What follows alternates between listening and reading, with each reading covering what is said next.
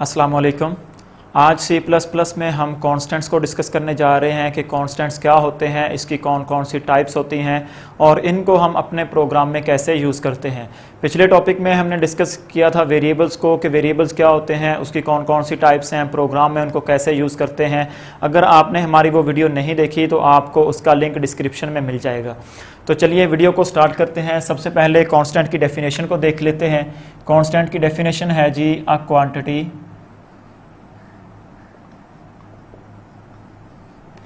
which cannot be changed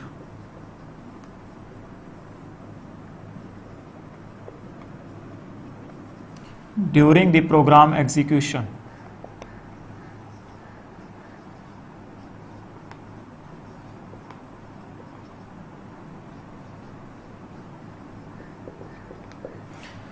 एक ऐसी quantity, एक ऐसी वैल्यू जो हमारे प्रोग्राम की एग्जीक्यूशन के वक्त चेंज नहीं होती, उसको बोलते हैं जी कांस्टेंट। जो कि प्रोग्राम की एग्जीक्यूशन में चेंज नहीं होती, वो वैल्यू हमेशा सेम ही रहती है जब तक हम उसको खुद चेंज नहीं करते। इसकी दो टाइप्स हैं। पहली टाइप है इसकी लिटरल कांस्टेंट्स,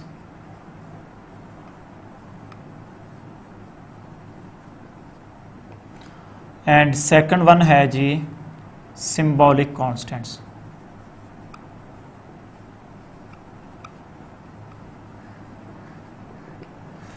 पहली है लिटरल कांस्टेंट और दूसरी है सिंबॉलिक कांस्टेंट। अब हम इनको एक एक करके देख लेते हैं कि लिटरल कांस्टेंट क्या होते हैं और सिंबॉलिक कांस्टेंट्स क्या होते हैं। सबसे पहले देखते हैं जी लिटरल कांस्टेंट्स को। लिटरल कांस्टेंट की डेफिनेशन है a value that is typed directly in a program. A value that is typed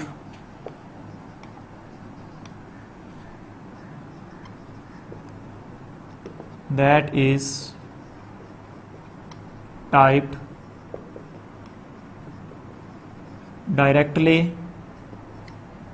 in a program। किसी भी प्रोग्राम में जो वैल्यू हम खुद टाइप करते हैं, जो कि यूज़र डिफाइन नहीं होती कि यूज़र अपनी मर्ज़ी से कोई वैल्यू इंटर करे, बल्कि हम अपनी मर्ज़ी से कोई ना कोई वैल्यू इंटर कर रहे होते हैं, उस वैल्यू को क्या बोलते हैं? Literal constant. जैसे कि इसकी एग्जांपल में मैं लिख लेता हूं जी सी आउट डबल कोटेशन में पाकिस्तान।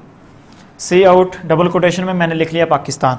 तो ये वाली जो वैल्यू है हमारे पास पाकिस्तान, ये एक लिटरल वैल्यू है। ये वाली, ये कौन सी वैल्यू है? एक लिटरल वैल्यू है। ये लिटरल की किस टाइप में आती है ये हम फर्दर डिस्कस करने वाले हैं। इसी तरह अगर हम यहाँ पे देखें, मैं लिखता हूँ जी int age is equal to 40। Int age is equal to 40। अब यहाँ पे जो एज है, ये वाली चीज़, ये एक आइडेंटिफायर है,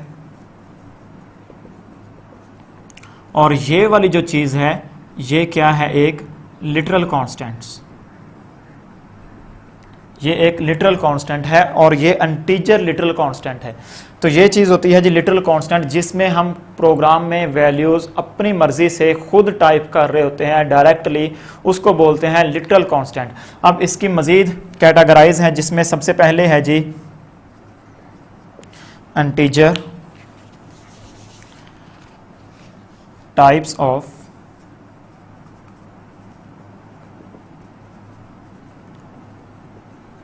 literal constant। सबसे पहले है जी integer। पहली टाइप में क्या है? integer constant। इंटीजर कांस्टेंट क्या होते हैं? जो वैल्यू हमारी, जो न्यूमेरिक वैल्यू होती है विदाउट फ्रैक्शन पार्ट। जैसे कि मैं यहाँ लिख देता हूँ 98, इसमें कोई भी इसका फ्रैक्शन पार्ट नहीं है। इसी तरह 58.5 ये मैं लिख देता हूँ। तो ये वाली जो वैल्यू है यहाँ पे, ये एक फ्रैक्शन पार्ट है और ये इंटीजर में नहीं आएगा, ये इंटीजर में वैल्यू नहीं आएगी, बल्कि इसकी जगह अगर हम ये लिखें तो ये वाली वैल्यू इंटीजर कांस्टेंट है। इसको बोलते हैं इंटीजर कांस्टेंट। अगर इसी के साथ यहाँ पे कोई लार्ज वैल्यू दी गई हो 98, 58, 9, और इसके साथ यहाँ पे एल लिखा हुआ हो, तो एल इंडिकेट्स दैट कि ये वाली जो डेटा टाइप है इसके साथ ये लॉन्ग इंटीजर, सॉरी ये कौन सी होगी, लॉन्ग इंटीजर। ये वाली डाटा टाइप, ये एल इंडिकेट कर रहा है कि ये वाली जो वैल्यू है ये लॉन्ग इंटीजर में वैल्यू आएगी। अगर इसके साथ कोई भी डाटा टाइप यहाँ पे नहीं लिखी हुई, इसका मतलब ये है कि ये एक इंटीजर कांस्टेंट है। इसी तरह इसकी जो दूसरी टाइप है वो है फ्लोटिंग कांस्टेंट्स।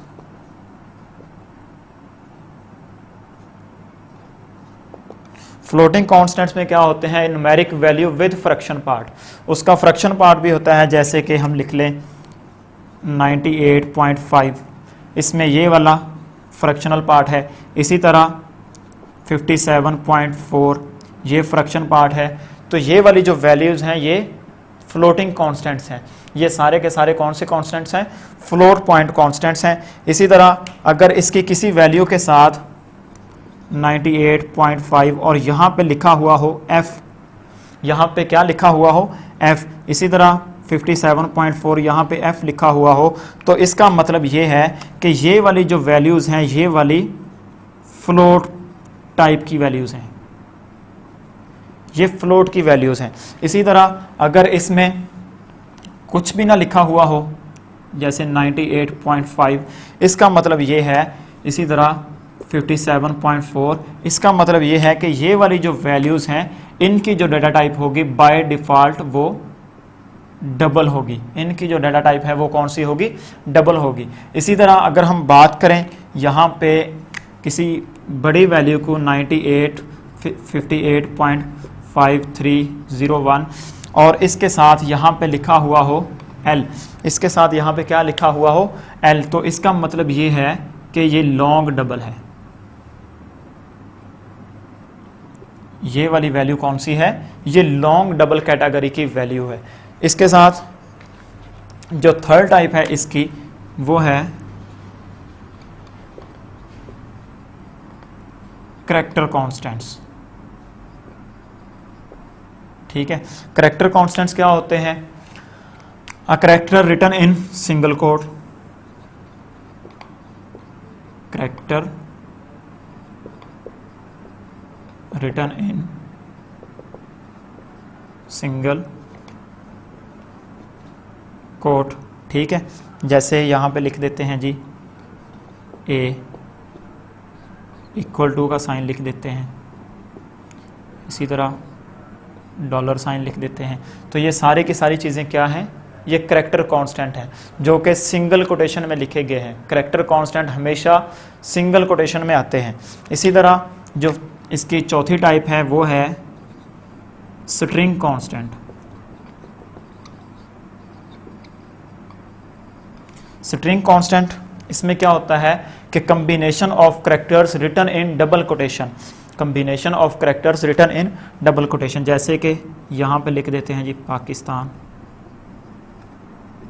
तो ये क्या चीज़ है, ये एक करैक्टर्स का कम्बिनेशन है और डबल कोटेशन में इसको क्लोज किया गया है, तो ये एक स्ट्रिंग है। इसी तरह 1 2 3 ये भी एक स्ट्रिंग होगी। इसी तरह ABC ये भी क्या होगी, एक स्ट्रिंग टाइप का कांस्टेंट होगा।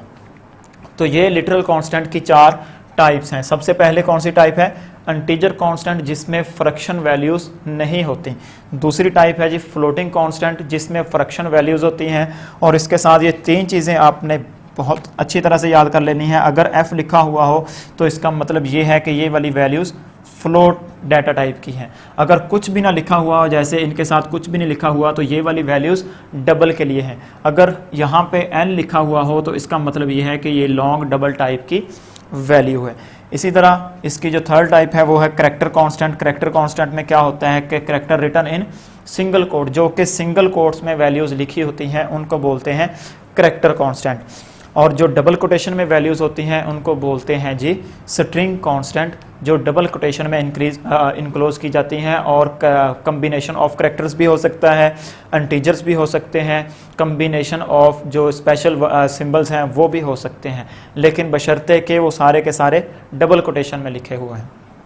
तो ये था हमारा लिटरल कांस्टेंट। इसके बाद जो दूसरी टाइप है वो है जी symbolic constant.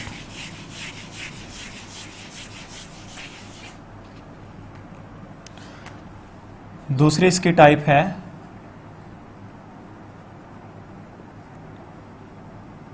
Symbolic constant. Symbolic constant में क्या होता है, a name given to a constant,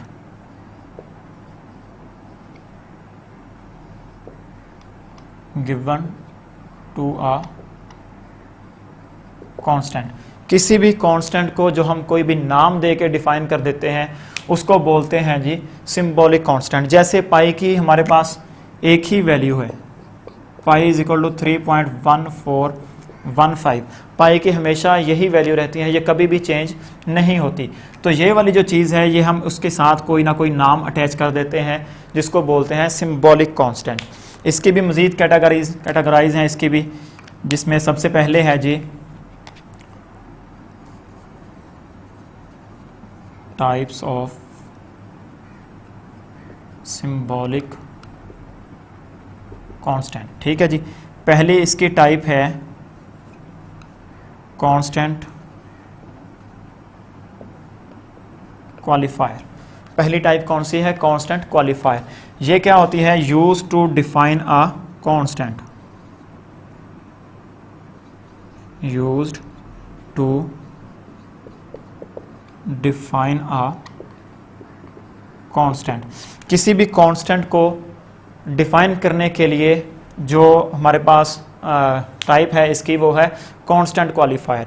जैसे कि एक वैल्यू है कि पूरे प्रोग्राम में int age is equal to 40। ये हमारे पास कोई प्रोग्राम था, उसमें हमारे पास ये एक ऐसी वैल्यू है जो कि पूरे के सारे प्रोग्राम में किसी न किसी जगह पे यूज़ हो रही है, काफ़ी सारी जगह पे यूज़ हो रही है। तो ठीक है, इसको हम क्या करेंगे, सब पहले ही इसको हम डिफाइन कर देंगे कांस्टेंट क्वालिफायर से। कांस्टेंट क्वालिफायर में ये वैल्यू कैसे डिफाइन होगी, इसका जो सिंटैक्स है, सबसे पहले आपने लिखना है जी कांस्टेंट, उसके बाद डाटा टाइप, इसके बाद आइडेंटिफायर नेम,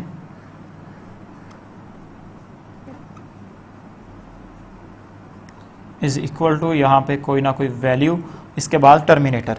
जैसे कि हम इसी एग्जांपल को ले लेते हैं, यहाँ पे ये हो जाएगा constant int age is equal to 40।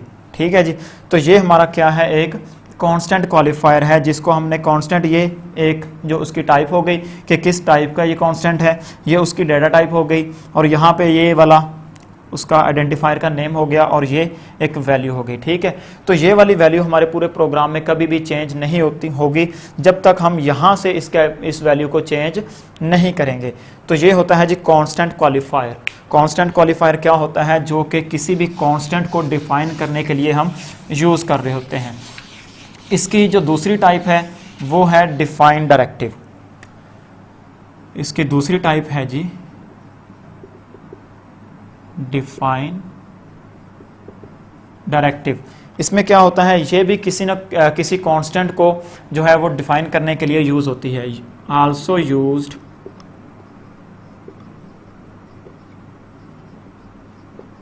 To define a constant. But इसमें डिफाइन डायरेक्टिव में और ये जो है कांस्टेंट क्वालिफायर में डिफरेंस क्या है कि डिफाइन डायरेक्टिव में हम जो चीज़ यूज़ नहीं करते वो है कैन नॉट यूज़, या फिर आप लिख लें यहाँ पे does not use data types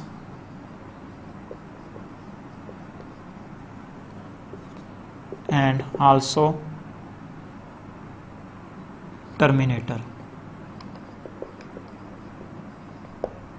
कि इसमें जो डाटा टाइप है वो भी इस्तेमाल नहीं होती, और जो वैल्यू हम डिफाइन कर लेते हैं उसके बाद उसका टर्मिनेटर भी नहीं होता। Terminator mean semicolon. Semi colon भी एंड पे नहीं लगाते। इसका जो सिंटैक्स है वो है जी हैश डिफाइन, फॉर एग्जांपल हम यहाँ पे पाई लिख लेते हैं, पाई 3.1415। तो ये है जी डिफाइन डायरेक्टिव, जिसको जो है इसका सिंटैक्स ये है। डिफाइन डायरेक्टिव का जो सिंटैक्स है वो ये है कि इसको हैश के साथ डिफाइन किया जाता है और ये उसकी वैल्यू बन जाती है। ठीक है, इन दोनों में क्या डिफरेंस था कि इसमें हम डाटा टाइप मेंशन करते हैं कि किस टाइप का ये कांस्टेंट क्वालिफायर है, और इसमें जो है वो हम हैश डिफाइन के साथ उस वैल्यू को डिक्लेयर कर देते हैं। तो ये था हमारा कांस्टेंट का जो टॉपिक, जिसको हमने बड़ी डिटेल से देखा। अगर आपको इसमें कोई भी कन्फ्यूजन हो तो आप कमेंट बॉक्स में हमें बता सकते हैं, कुछ सजेशन देना चाहें आप वो भी दे सकते हैं। और एक अहम चीज़, अगर आपने अभी तक हमारे चैनल को सब्सक्राइब नहीं किया तो चैनल को ज़रूर सब्सक्राइब करें, वीडियोस को लाइक और शेयर करें, और एंड बेल आइकन को ज़रूर प्रेस करें ताकि आपको हमारी जो आने वाली वीडियोज़ हैं वो मिलती रहें। Thank you.